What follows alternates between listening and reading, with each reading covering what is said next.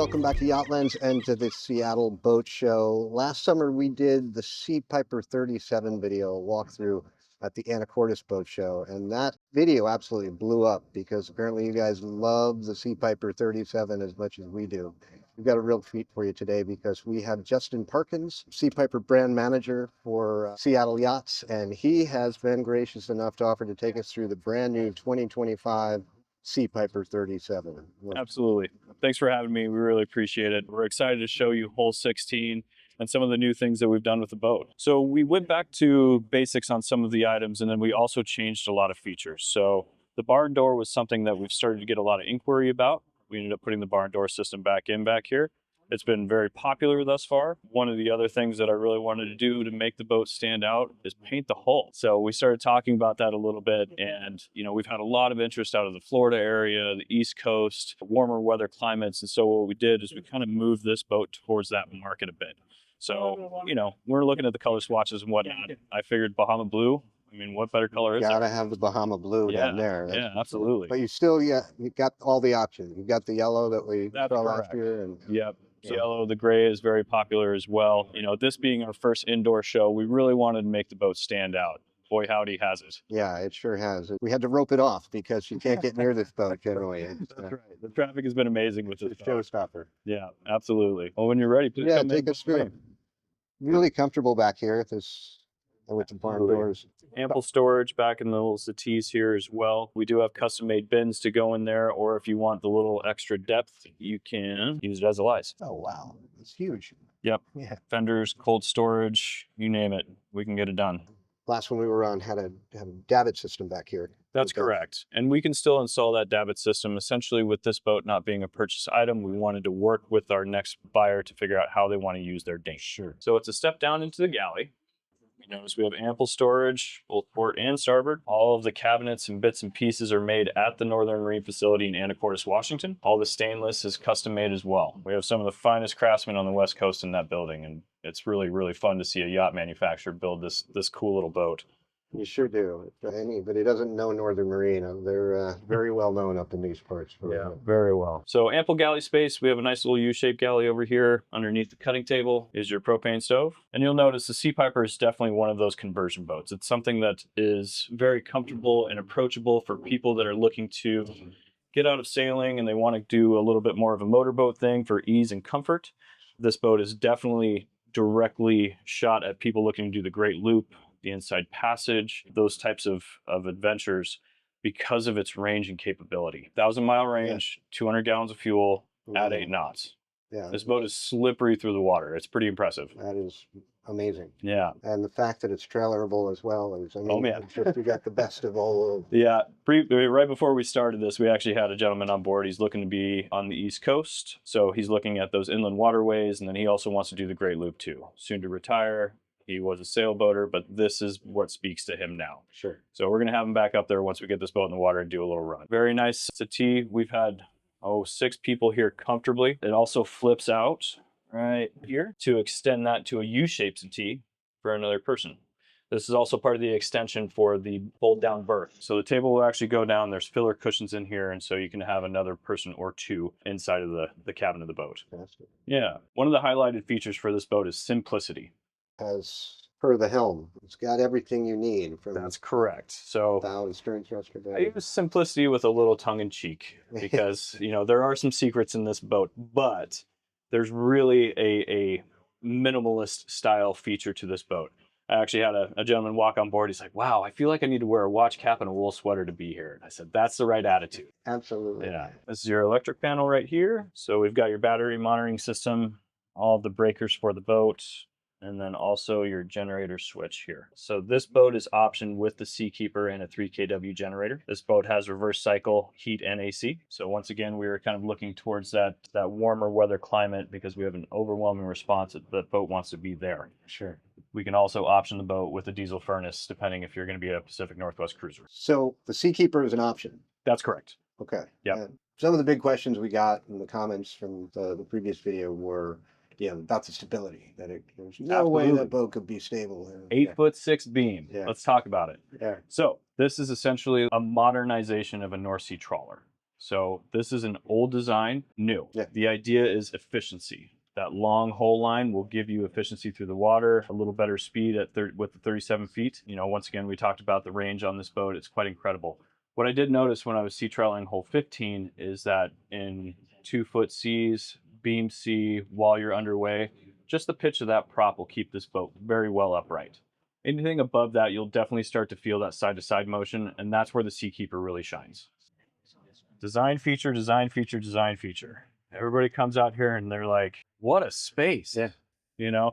And so what's interesting is everybody's got a different idea for it. What we noticed when we were out sea trialing hole 15 is that the gathering point on the boat was here. We'd come out here after we were done doing our photo shoots and all of the promo videos and things of that nature, and all of a sudden there's a charcuterie board out here. The wine glasses come out. You're protected from the wind from the bow. So it's a very comfortable space to be. Yeah. Now, depending on where you're going to be using the boat, optioning it with a sailcloth bimini that goes over the top, very easy to do with the whisker poles up forward. We've also talked to a local canvas person. We can enclose this space.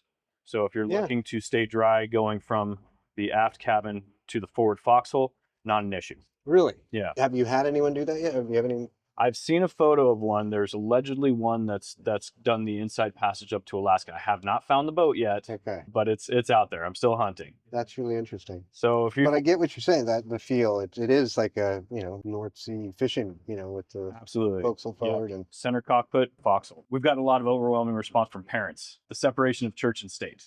Being able to have the kids go to sleep, and then you can still continue to hang out while the late nights with the sunsets and all that fun stuff. Yeah. Let's go and check out the accommodations. It is amazingly roomy down here. I mean, you just feel so open down here, and it's an 8-foot beam boat. Yeah, 8.5-foot beam. it's very cozy. I think that was one of the other things on the 15 that really started to light me up on this boat. Was I immediately went down to the berth and I laid down. It's like, oh man, I feel at home. It's a very comfortable layout. This is a wet head? That's correct. So this boat is still being finished commission. We were literally turning the screws to get this boat to the show while it was on the trailer. So there are a couple things that are not completed yet on this build. So we got a couple more weeks up in Anacortes before she's ready. I mean, just the finishing, the high end, it's evident everywhere. Yeah. And what's fun is the legacy of the Northern Marine brand is something that I'm very proud of. That's one of the reasons I'm with Seattle Yachts. Those craftsmen have been in the building for the better part of 20 years, and they're the people that started there. And so we have this capability in there to do anything that we want. I come up with these crazy ideas and say, what do you think? And then they go to work. It's pretty fun to be able to collaborate with people like that have that deep knowledge base of how to build these boats. Yeah, it's brilliant. Yeah. Let's take a look at the engine. Absolutely. This by far is one of the big standout features for me and a lot of the folks that come on board. They're absolutely astonished by how much space is down in the engine. You can get on both sides of the engines easily. There is an aft hatch to get back where the shaft alley is. Wow. So there is no compromise in space down here. No, not at all. I think the one we did last summer, it had been raining, so it was a little bit wet. We didn't actually come down. So this is my first time down here. This is my favorite space to show off. This is fantastic. You can literally get to everything. Exactly. In a 37-foot platform, you're going to be hard-fixed to find a better layout in the machinery space. Yeah. So another flagship Northern Marine thing that we have going on down here is the wiring. The wiring job that they do is beautiful, and everything's labeled. So if you have any questions about what goes where and how to trace it out, you just look at the labels and follow the line. Fantastic. Yeah, I'm blown away by the access to everything.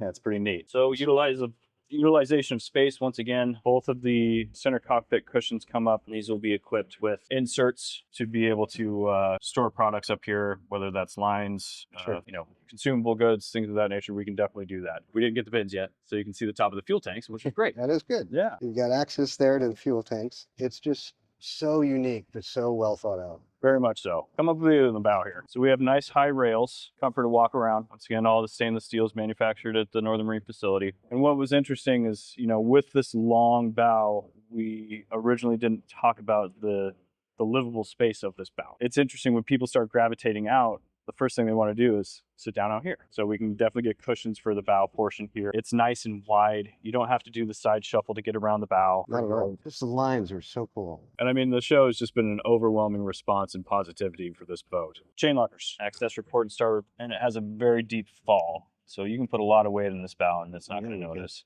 As you may have seen, hole 15, Jose's boat, he's got that boat rigged with just about everything on it. So if it's kayaks, paddle boards, fishing gear, pots, you have plenty of room up on the hard top of the boat to be able to store all that equipment. Sure. That boat was, I know it was commissioned up there, and that boat was going to Florida. That's correct. Yeah. Yeah. And he actually trailered it all the way down there. Jose's got a very unique story, and he's been wonderful to share with all of us. You all might have seen some of his posts out there. He did ride out 2 hurricanes in that boat. The first one he was in the water. The second one he was able to go get his trailer, pull the boat out, bring it to Georgia, sit it next to another SeaPiper, and he was perfectly safe. So it was one of those really cool concept to reality moments for us, and it was fun that he shared that. So you said he trailered it all the way down to Florida. Yep. What did he use to trailer it with? That's one of the big questions we get a lot. And that's fair. So essentially, I think that his truck was an F350. So, 1-ton dually. I've seen several different trailer configurations between tongue poles and goosenecks. It really depends on how you want to, trailer the boat. I think the gooseneck is actually a pretty nice trailer. It seems to tow really well. But what was funny about him trailering that boat down is he actually stayed on the boat the entire time. And so when he would, get tired, whatever, he would just pull over and sleep on the SeaPiper. And I mean, it just got the best of all worlds. Oh, man, it was great. RV living, and that's right. Yeah. And one of the other cool parts about the center cockpit design is the boarding doors port and starboard. Yeah. So you do have access dock height from port and starboard. So it doesn't matter what side you dock the boat. Jose also dives the boat pretty extensively, so this makes an awesome dive platform as well. Sure. We optioned his boat with a detachable ladder. He stows the ladder down here, slides into space over there, and then that way it's easy to get in and off the boat. Fantastic. Well, this has been absolute treat to get aboard the 2025 version of the SeaPiper 37. Justin, we can't thank you enough. Glad to do it. We're going to have your contact information and links to more information on the boat. Leave comments for Justin, leave comments for us. Let us know what you think of the brand new edition of the SeaPiper 37. We'll see you in the next video. Sounds great. Thanks for your time. Thank you.